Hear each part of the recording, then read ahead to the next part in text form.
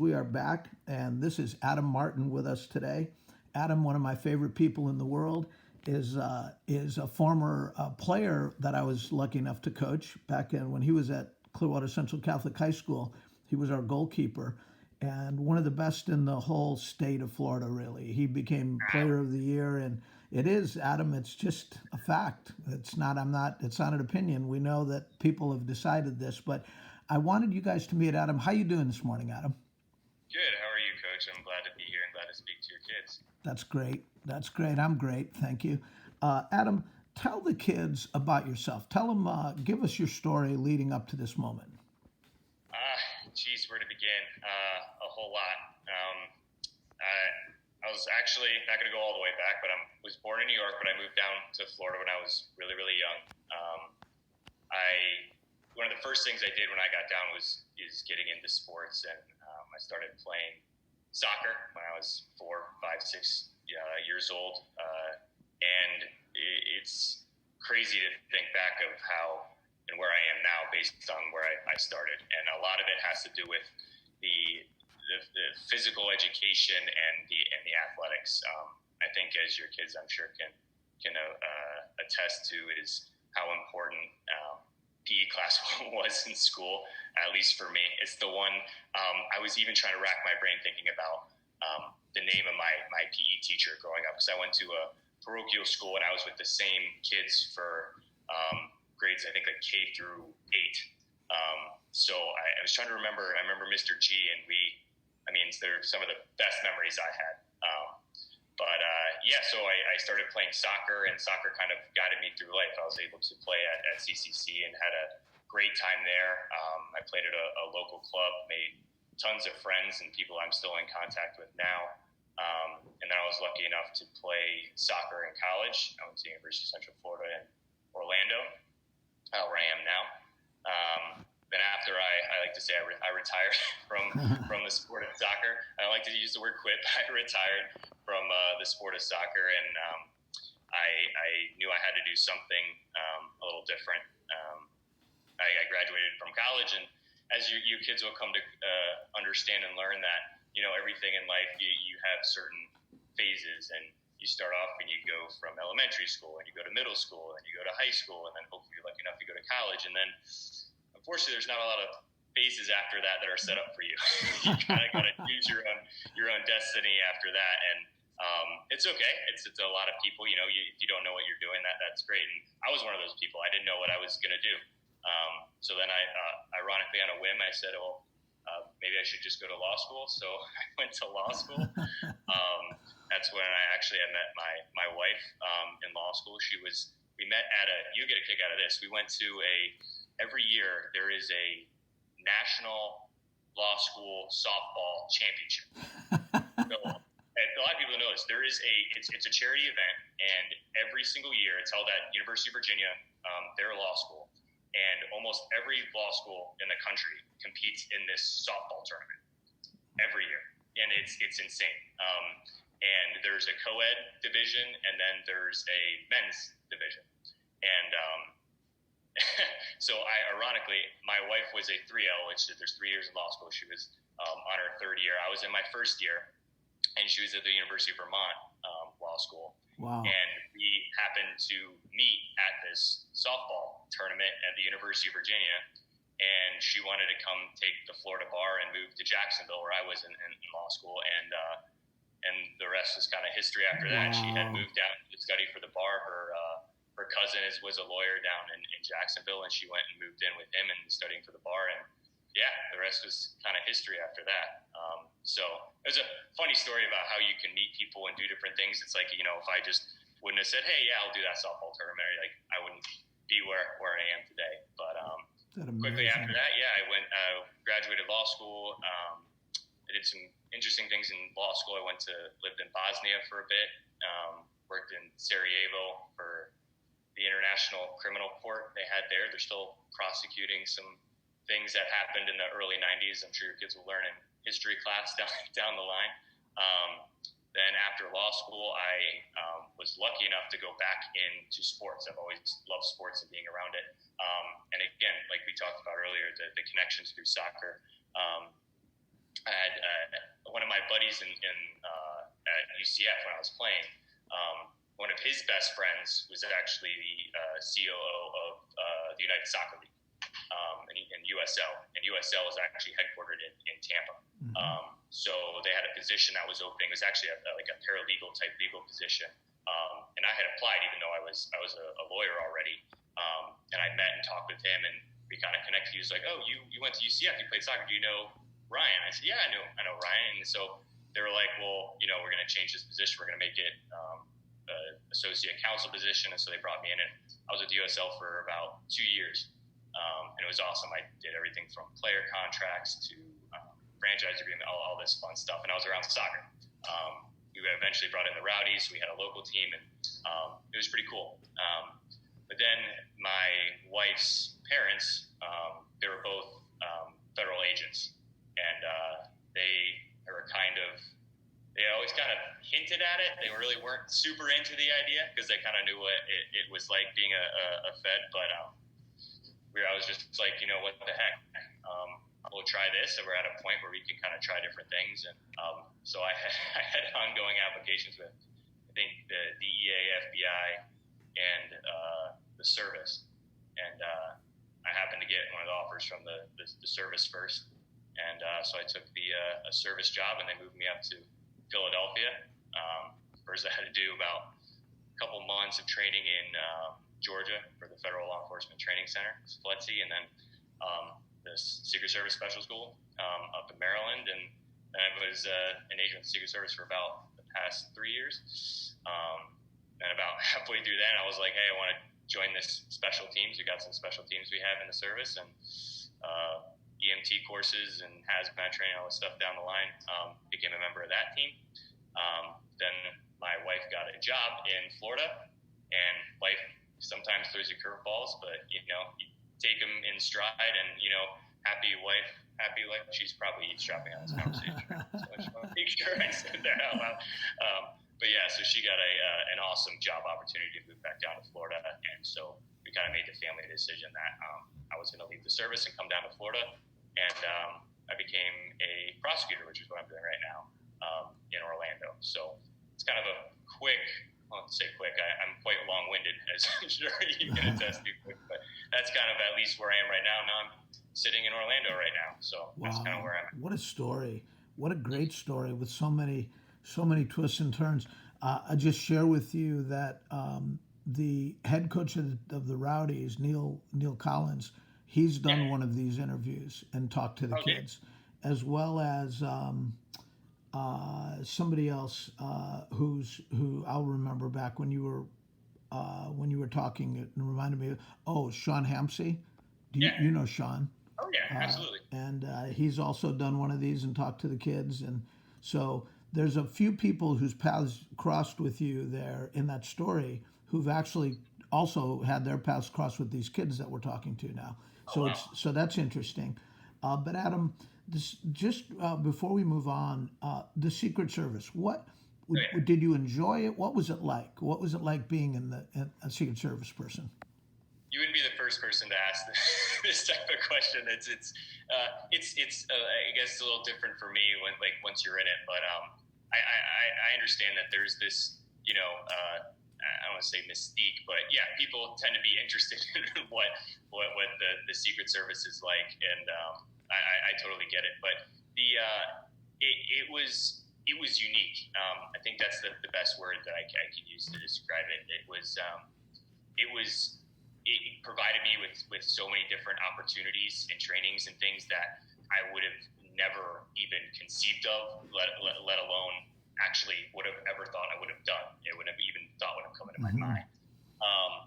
But it kind of goes to show you that, especially when you're talking like the kids, is you don't have to know what you're doing. You don't have to know where your life's going to go. And it's simply just taking chances and kind of being okay if things don't work out, or if they don't go the way they're supposed to go. And that's just it's I want to say fate. You can kind of create your own destiny, but it was an application. I just sat there and said, let's do it. And it just kind of took off from there. So, I mean, I've been able to I mean, one of my first trips, I was in New Guinea with the vice president. I never would have been to Papua New Guinea. And then I went to Auschwitz actually with the vice president. That was a very unique experience. I've been to Japan with the president. I mean, you go to very unique places and you do some very cool, unique things. But at the same time, it is a lot. I would never try to equate to the military or service like that, but it's very close in that I spent probably I'd have to look back at my tax stuff, but probably 250 days out of 365 away in one of the years. Just you're traveling a lot, so it's very hard on family life. So it's that weird balance of you love what you're doing, and it's a very unique experience, very cool things you can do. I would have never become an EMT. I candidly, I didn't like that stuff. I wasn't into medical things. It was kind of, to me when I was a kid, I was like, I didn't like that. And then who knows? They're like, hey, you want to do this? It's a requirement. I said, yeah, let's try it. And I had to be okay to fail, and maybe it didn't work out. But if I never tried and actually went down that path, I wouldn't have been kind of where I am. So I credit the service with a lot of things, and where I am. I never thought I would be able to work 16 hours in the middle of the night on my feet for 6-7 days straight. And you can tell your kids, if they say I'm bored, there is nothing more boring than standing in the same spot for 10, 12 plus hours, no phones, nothing, and you're by yourself, and only is what's up here. So when my future kids try to say, Dad, I'm bored, and to say I'm going to be that classic guy and be like, you don't know bored. That's your walking to school uphill 10 miles barefoot in the snow story, right? Exactly. But I credit the service with a lot. Discipline and the biggest thing, and I think this kind of ties into a lot of the things that you preach is your physicalness. Like it's mental, but it's physical. The most of the people that I've seen that were successful in that job or in any job, I was lucky enough with the service. You have to be physically fit, and it forced you. It was like playing on a sports team where you're paid to work out. Essentially, you have to be fit, but it transitions into so many other aspects of your life. Working out and physical education is I think one of it's the crux of a lot of the things that I do and the things that I do literally on a daily basis. It's so beyond important that it builds its discipline, its character, and your just physical well-being. I feel so much better. Like if I don't get some type of physical activity in a day, I don't care if it's in the middle of the night, if it's it's early in the morning, but it's so important. So it's this, the kids, they need to maintain what they're doing, and I don't, as a kid, it's fun right now. It's fun right now, and there's a weird point, and I can't pinpoint when it happens in your life, but where physical activity becomes work, it becomes homework. When you're a kid, it's fun, it's automatic, and it's maintaining. Just keep thinking it's fun, and I don't know exactly how to explain it, but it's if you can maintain where you say this is fun, this isn't homework, this is what I enjoy doing, and you can keep doing that for a long period of time. I think that's extremely, extremely important. Now correct me if I'm wrong, but you've used music to help keep that fun for you. Is that right? Oh, absolutely. If I'm ever feeling like I'm not going to work out today, I'm not going to go on a run today, I'm not going to do what I normally do. What I do is I like to set a playlist, and I'll ask my wife, because we will work out together in the morning now, and before we start going, I'll literally be like, hey, what do we want to listen to today? And just picking a certain type of music or what it could be. I'll tell you a little secret. We listen to like Latin music when we work out. It's the weirdest thing in the world, but we really like it, and we'll switch it up every once in a while. But it'll help me work out. I don't know what it is, but like if I turn on a certain type of music. I could be not feeling well. I can be like, I don't want to do this, but looking forward to be like, hey, I get to go out and listen to this music. I get to go out and listen to this playlist that I created last night. And two quick stories of that is, one, I like to set up my music to where I know where I should be in a certain part of a workout due to what song is coming on or at where the song is coming on. And I try to time them in a way where the hardest part of the workout is then that music right there.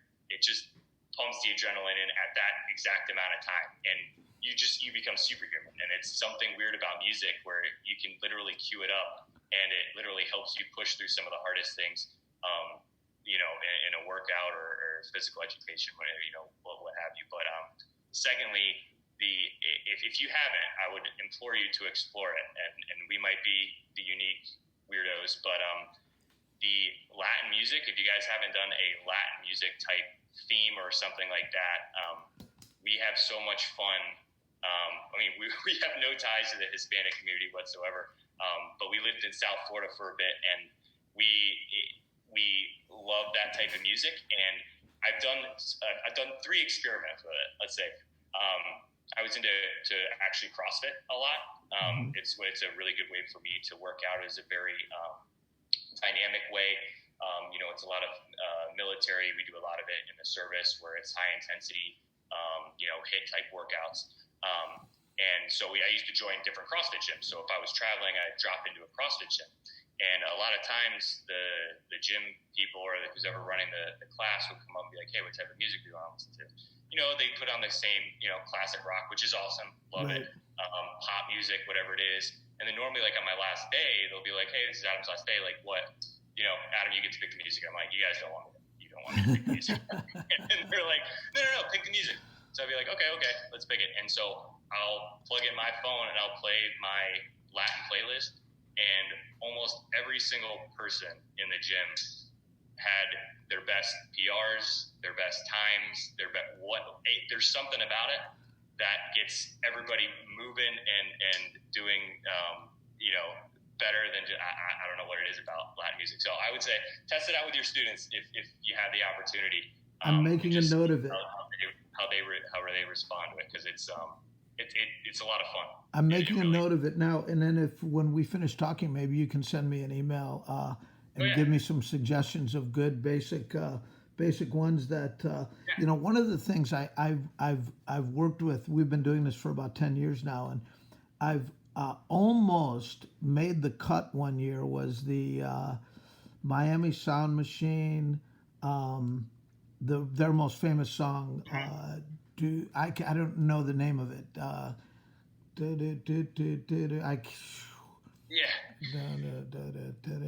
I just can't think of it. But anyway, I can't think of the name of the song. Anyway, that it's for whatever reason, I didn't end up using it that year. Right. But I made a note of it. Latin music. All right, we're going to explore because that's what we do. We explore. Yeah. So. Adam, thank you so much for telling us about all that. Now you're a prosecutor, and I don't want to tie up your whole morning, but that means you are the person. Correct me if I'm wrong. Who? Okay, somebody has committed a crime. We've caught them. Now we have to go to court, and they have to have an attorney to defend them and an attorney to say no. You committed this crime, and you're that person, right? You're the person that tell us a little bit about how that works. Yeah. So essentially, in most basic terms, in the criminal justice system, somebody commits a crime, and as I'm sure your students will eventually learn down the line, everybody is entitled to representation. So they're always allowed to have an attorney with them in court, and if they can't afford an attorney, the court will appoint somebody, and that's generally the office of the public defender. So you have an attorney who represents the state of Florida, and then it's the same in the federal system. You have an assistant U.S. attorney that represents the United States government if it's a federal crime. So most of the crimes that we deal with are obviously on the state level. They're not in the federal crime category, so they're going to be a state violation. So you essentially will have a state attorney or a prosecutor, and it's their job to essentially hold those people accountable for the crimes that they've committed or allegedly committed. And, it's not just the job of a prosecutor to put people in prison or in jail or to punish them. It's also to ensure that, police officers and people who are out there actually arresting the people for what they did are actually have actually committed a crime. So, we're just as, people that we put in prison, we're making sure that they actually committed the crime and releasing the people that didn't or were charged with something they actually didn't do. So it's a balancing act, but that's essentially kind of what we do. That's a hugely important position. We're excited. I'm excited to know that you're on the job, Adam. But Adam, tell the kids what you were like when you were 9, 10, 11 years old. What was the young Adam like?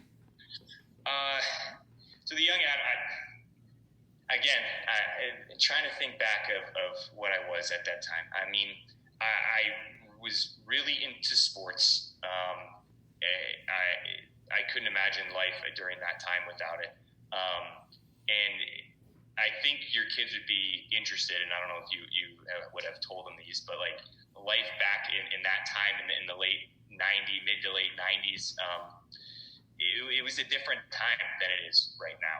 We didn't have the TVs, the video games, and the other, which I think they're great and they're awesome tools. We're using them right now to talk, but we didn't have that many other options besides playing outside and sports and reading books. So at that point in time, it kind of seemed a little bit more, let's say, boring or simpler times, but it made it easier for us to be outside and to have fun and hang out with friends.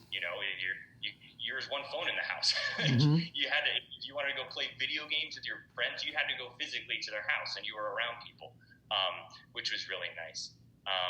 But for me, back in I had, I wouldn't say, issues when I was younger, but they, you can go back to, and I really don't talk about it that much, but it's okay with the kids. But I wasn't necessarily like the most liked kid in my class growing up. I wouldn't say bullying is a little bit of a loose term that I wouldn't equate it to quite that. But my early elementary school up through middle school weren't necessarily the most enjoyable times in my life. But it kind of just goes to show you that if you are, or you feel that way, it's not going to be like that forever. And I think that's very important. So if kids are ever feeling that way, it is temporary, and people, you grow up and you do different things. If those kids that I went to school with during that time saw me now,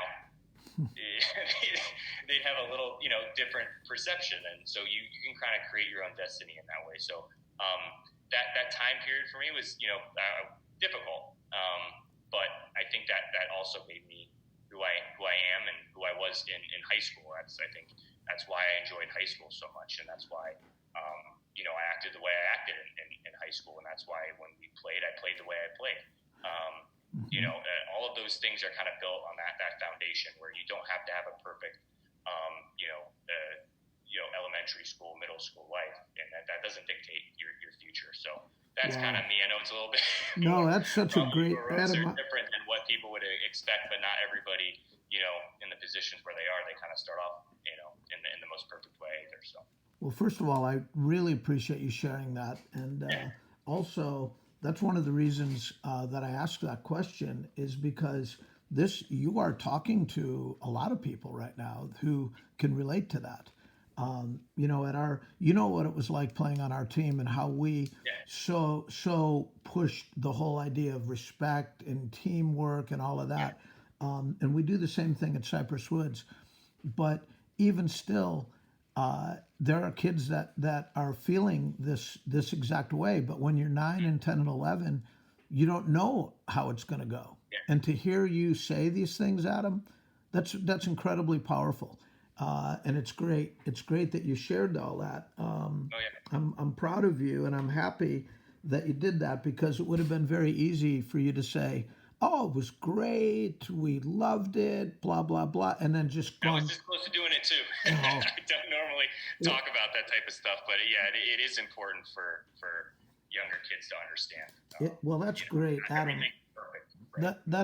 That is so awesome, and that is one of the reasons I became a teacher is because of issues like this. I didn't become a PE teacher because of my strong belief in muscles and tendons and all of that. I mean, I have to learn about all that stuff, but it's because of these types of issues that coaching and teaching you can really get to these issues. So I'm glad you brought that up. Okay. I wanted to ask you, Adam, a question now. I guess I'm not. I would. One of the questions I was going to ask is if you remember PE in those ages, but I think you probably Yeah. kind of covered that. I don't know if Yeah. there's anything you wanted to add to that or not. No, I mean the only thing is that if I could go back and kind of it was PE. Obviously, everyone looks forward to it. It's you're outside, you're with your friends, or at least we were for the time being. You're out with your friends doing different things. But I would also say just cherish those moments because you do grow up extremely fast. And something as simple as capture the flag. If you said, Adam, I'm going to give you an hour to go play capture the flag with your friends, I drop whatever I was doing right now. So, even if it's tough, you're not having the best time, but just try to also remember that these are going to be extremely memorable moments and to cherish your PE time when you're young. Well, that's beautiful. Kind of leads, I guess, to the next question. And one of the reasons that we use music at PE for a lot of reasons, but one of them is to create memories, to create lasting memories, to create for the rest of somebody's life. If that song comes up, they can come back to that time in school when they all learn. So you've seen video. I've sent you some video of the kids moving to the music. Do you have any impressions about it or any thoughts about it? I saw some of the similar moves that we had in some of those videos. I saw some of the.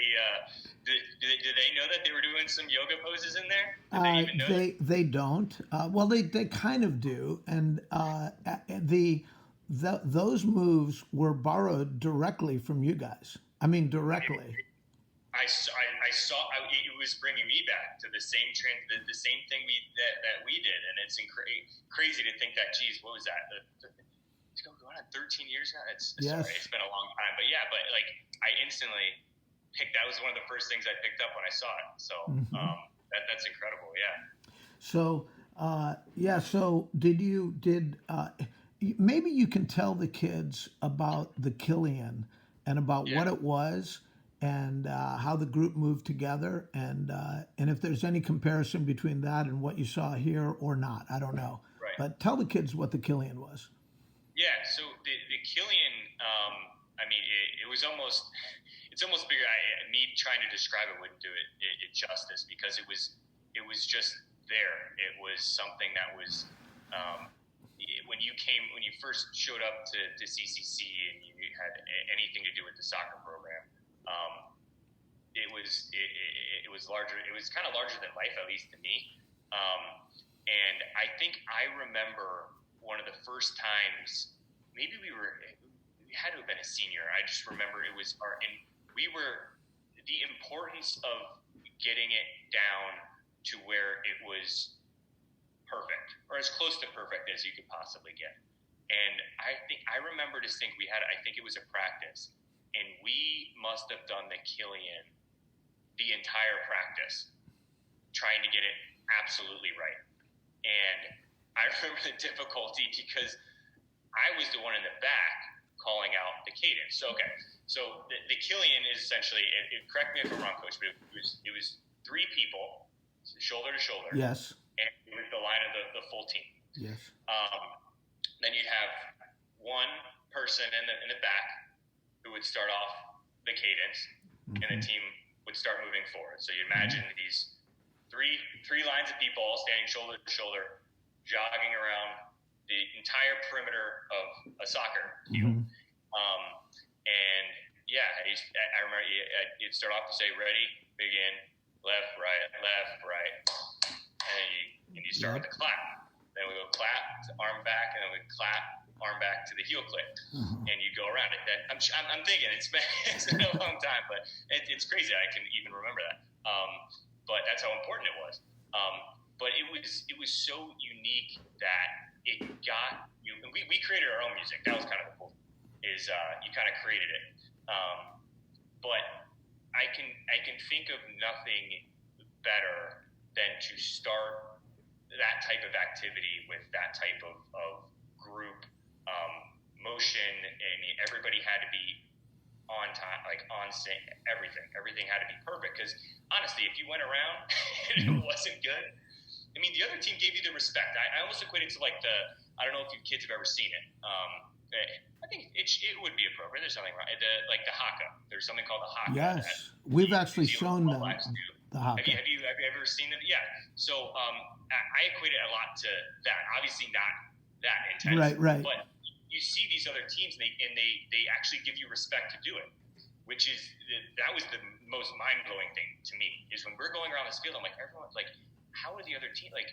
And they walked like nobody ever said like, oh, what are they doing? Like, that's so weird. Like it was so big. It was bigger than the team. It was a really cool way to start every game. And I remember that sprint because you'd hit the other side of the midfield and you'd sprint it back in to the bench. That sprint back into the bench, people were ready to go. So it was incredible. I'm not doing it justice. If the kids haven't seen a video of it, I'll see if I can pull one up and show it to them. But what we try to get to, Adam, with our musical exercises is with on the PE elementary school level, we're trying to get to that same feeling, that same release of dopamine that the kids and what I find remarkable is that even as young as kindergarten, first, second, there's something about it that brings people together and makes them want to do it and want to do it well. And did you see any of that when you were looking at the tapes? Oh yeah, I like the fact that you just mentioned that is watching all of them. I saw almost. I mean, every child was like smiling. Yes. Like, which was awesome. Smiling, and they were having fun, but they were exercising at the same time. And you can't have a better combination than enjoying yourself while exercising. But then it's also, like you said, it's physical, but it's also mental. So you're stimulating your brain because you're remembering the moves, you're doing different things, you're being physical at the same time, and you're having fun. So like to me, when I was looking at it, I was like, it's incredible. It's like almost the perfect trifecta of all the things you would need. And it's a lot more advanced than we had in our PE class. I was telling my wife, I was like, what am I going to say tomorrow? We had these big parachutes with the multicolors on, and we do this, and we had these little scooters that we'd sit on. But it's incredible what you're able to do. And watching the videos is, I mean, the kids look like they're thoroughly enjoying themselves, which is awesome. Well, thanks, Adam. And one of the things I think is actually kind of cute about it, if that's the right word, is that the imperfections that actually do exist within it. Because like when I was coaching you and we spent that whole practice trying to get the Killian perfect, but if you think about it, you guys were athletes. You guys were high performing athletes, and being perfect was a standard that we should have tried to get to. But these are the entire PE class. All boys, all girls, some non-athletes, some athletes. But so I think to have the standard of perfection is a mistake. The standard of participation and attempting to try to get it perfect. And I really like that part of it. I like because and you touched on it when you said the smiling, because if I'm not an athlete, then either I'm going to shy away from that because I know I'm not going to be that good, or I'm going to feel safe enough to participate to the best of my ability. Right. And I think that's what we've been lucky enough to get to with our kids. I saw that. Yeah. And I mean, forgive me if we talked about it because we were talking a little bit before we started, but it was the idea of being it's okay to fail at things, and it's okay to take a chance on something. Yes. And I think that's kind of what it is, and that is your time to experiment and to do different things and to figure out what you like and what you're into, and you don't know how things are going to turn out, but it's a motto, and I say in moderation, but I like to try everything at least once. Yeah. And it's you find something that you might have never thought that you would have ever liked. If somebody like, wow, and there were some kids in there that were obviously really good dancers, and that was pretty cool to see. But that shouldn't discourage anybody else from trying to be a good dancer themselves. And you try it, and if it makes you happy, then that's all that matters. And that's the beauty of kind of PE, is that everyone can kind of be themselves and save the perfection and trying to really focus skills, down the line. This is your time to go out and experiment and try different things and really enjoy yourself and find what makes you happy. And I saw that. That was one of the coolest things I've seen in those videos. That's awesome. And by the way, I was thinking this earlier. Pete Chapman has actually been out and talked to our kids. I was going to say, I think I saw him in one of the videos. Yes, you did. He did the same little look that he did in one of our championship videos, where he kind of sees the camera and then he takes it away. I was like, was that Pete? I think it was Pete. Yeah. Yep, he's been out there. Pete and I still work together, and he's doing really good things himself. He actually, you'll really like this. He's kind of branded himself, and his brand is the fitness philosopher. That's his thing, which is perfect, isn't it? That fits him quite perfectly. Yeah. I'm gonna tell him that we spoke, and I'll pass your contact information along to him. Yeah, tell him I said hey. Yeah. I know he had a very high regard for you, so okay. Well, Adam, I want to ask you next. And I think we've kind of talked about it, but what do you, in your newly married, you may have kids. I don't know if you will or not, but assume whether you do or not, you can have an opinion about it. But let's say that you do start a family. What is it that you hope PE is for your kids, or what do you hope that PE is in 2020 and beyond? What do you think it should be focused on? So PE, first of all, and to take it down to, I think its most basic element is that it needs to be there. And correct me if I'm wrong, but I know, or it appears that the idea of PE, either throughout the country or in different schools, it's not getting the respect or the importance that it should have. And I'm more concerned about how people will look at physical education, especially at a young age, that it's not necessarily a necessity anymore. People are, and focus on school, which I totally understand that, but I would just like to see, and not to go back to the way it was, but that it's still there and it's still treated equally with a lot of the other courses. It's, kids see it as just, it's a fun, it's time to get out and have it. It's just, I worry that the pressures of school and society and everything like that will kind of detract from its importance. And it's so important. And so I hope that at least in moving forward, that it maintains, its spot in the curriculum, and as well it should be. And if not, utilized more, either longer periods. I'm not sure how the schedules are, and obviously schools are different. But one class of PE, in my opinion, is not even enough.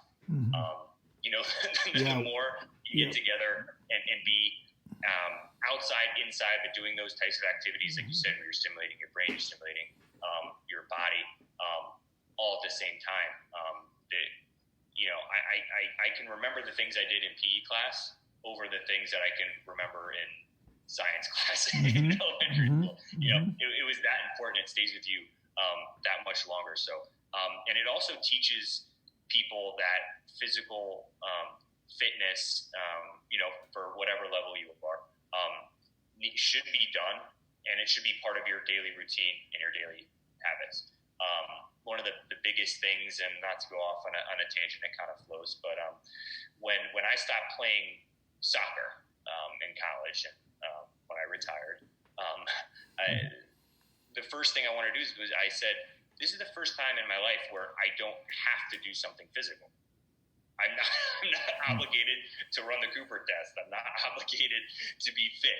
And I had a lot of friends when they stopped playing, they burn out and they said, I'm done, and I'm not gonna work out for however long.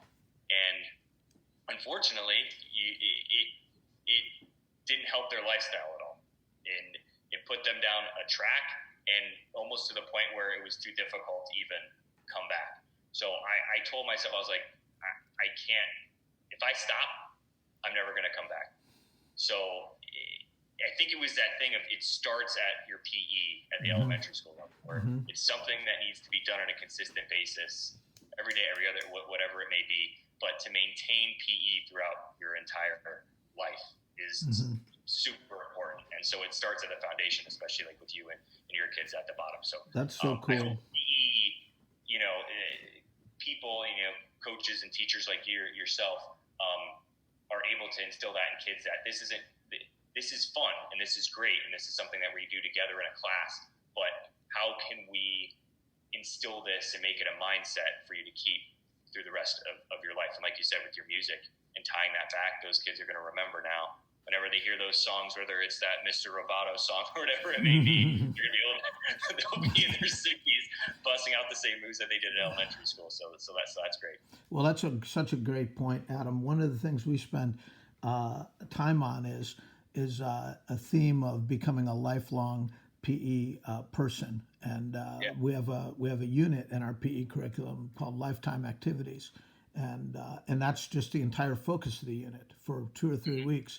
Is we really hit the theme that you just hit, that this is the beginning of an entire lifetime of, and then we identify things, the activities we do in PE class. We do them as, okay, these are things you might do with your own children in the backyard. Here's what we're going to do today, or things like that keep that physical dimension going. But there is, just to let you know, there is a pushback happening in favor of PE on many fronts. People are recognizing it. There's research, lots of good research out there, showing the connection between physical activity and learning and being ready to learn, and also between music and learning. So those are all good developments that are taking place in the field of education right now, which I'm really happy about. We'll see. It's always a push. Everybody always wants more for themselves, more whatever. But Adam, I'm going to ask you one more question. You were a great leader of our teams at CCC, and I can see that you're continuing in a leadership mindset as you move on to the different things that you're in. We have some kids watching this that are thinking about becoming teachers, maybe thinking about becoming coaches, and certainly will be leaders in their own right. But specifically, if there's anybody that's going to become a teacher or a coach, what are some things that they should be thinking about, and what are some important things for teachers and coaches, do you think?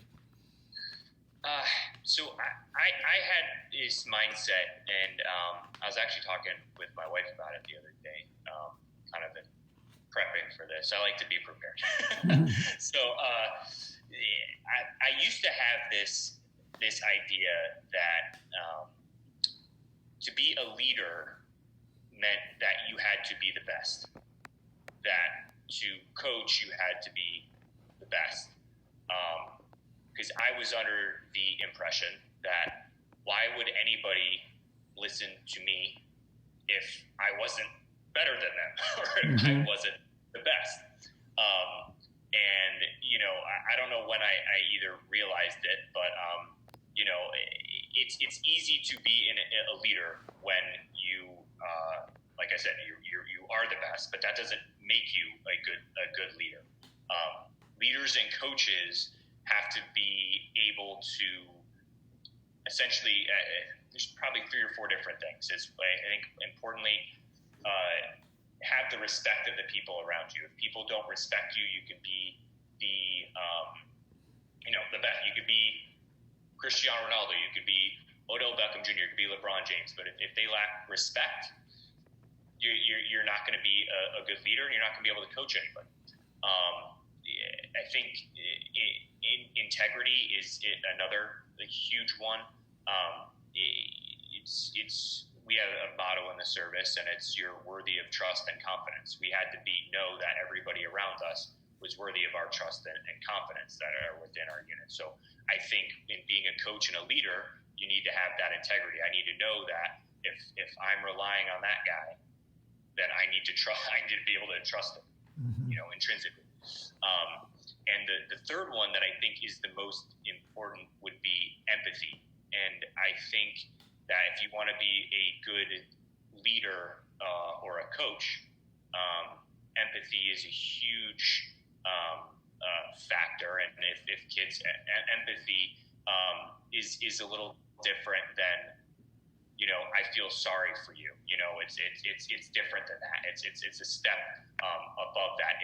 I can internalize how you are feeling, and you can understand for me that I know what you're going through. I might not know exactly what you're going through because I'm not you, but I can empathize with you. I can understand what your situation is, and I can internalize that. So we're almost sharing the same, whether burden, problem, issue, whatever it is.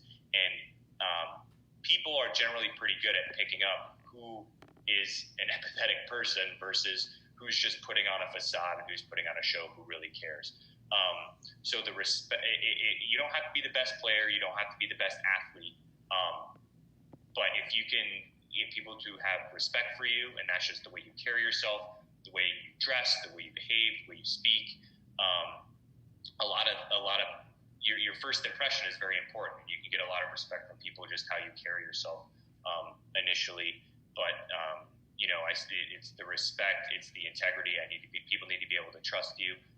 So be a trustworthy person to tell the truth. The truth is the most important thing. And in both, jobs I've had, either as a prosecutor or as a special agent, it's ingrained. You tell the truth no matter what, and people will respect you for it. And it takes the burden off of you. If you're just going to tell the truth, people will respect you. They'll follow you because they know the type of person you are.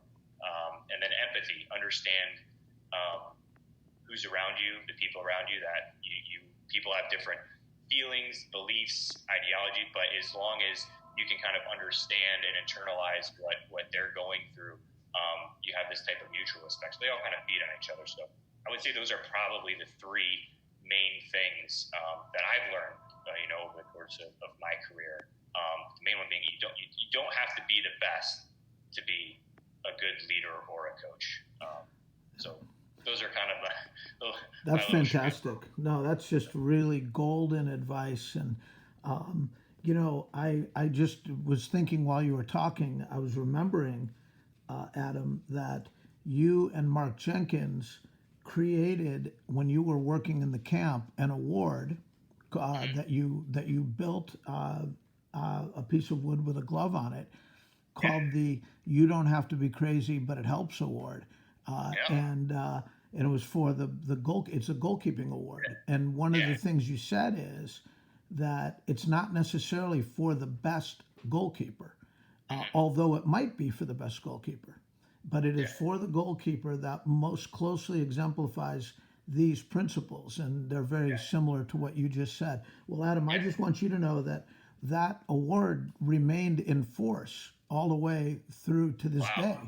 I actually should have had it in here so I could show it to you, because there's a second glove on there, and then there's a glove on the back of it now.